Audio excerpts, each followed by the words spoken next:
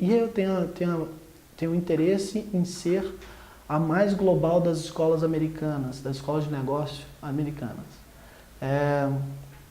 E isso é fantástico, porque você tem, por exemplo, International Experience, era obrigatório, todo mundo tinha que fazer isso. Eu escolhi, tinha 12 países, eu escolhi a Índia para ir.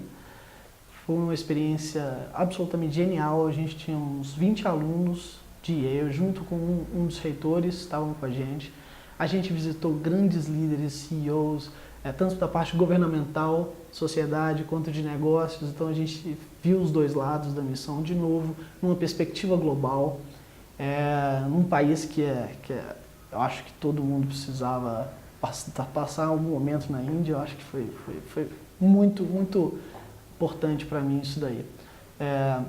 Aquela network que eu falei, aquela Global Network for Advanced Management,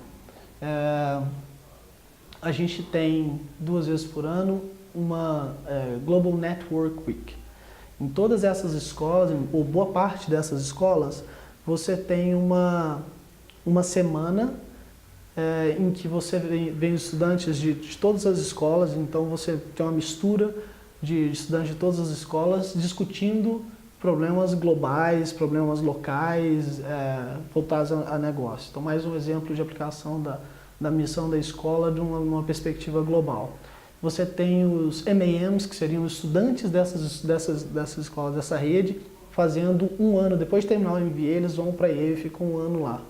Então, você vê, todos eles são alunos internacionais, e esse MAM tem crescido, trazendo diferentes perspectivas. Eles estudam com a gente também nas salas, além dos estudantes naturais do MBA, que já são de outras escolas, certo?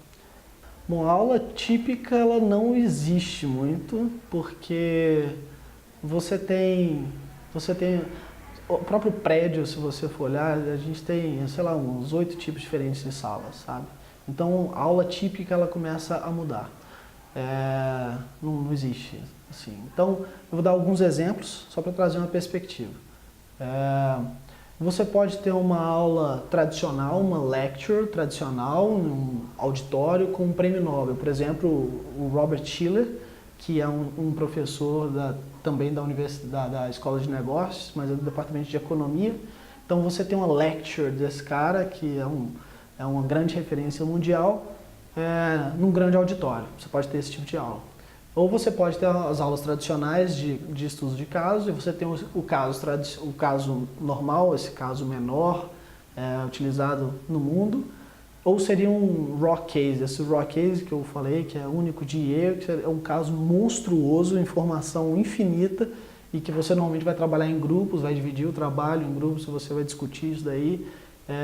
E normalmente é um estudo de casos que é bastante complexo, e vai existir possivelmente mais de um professor dentro da sala de aula. Como a escola de negócio é uma escola menor, a escola de negócio de Yale é um pouco menor, eles conseguem ter uma relação de estudantes por professor um pouco menor do que em outras escolas que são maiores.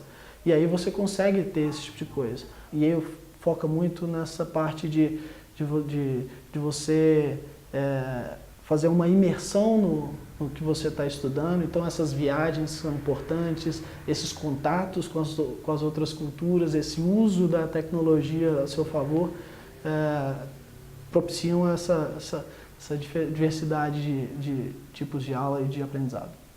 Não sei nem como descrever as bibliotecas. Então são bibliotecas ultra tradicionais, com aquela arquitetura gótica. Você se sente imerso num ambiente de tradição e cultura muito forte. E, se não me engano, Yale tem mais de 1 milhão de livros, e tem um prédio inteiro para livros raros.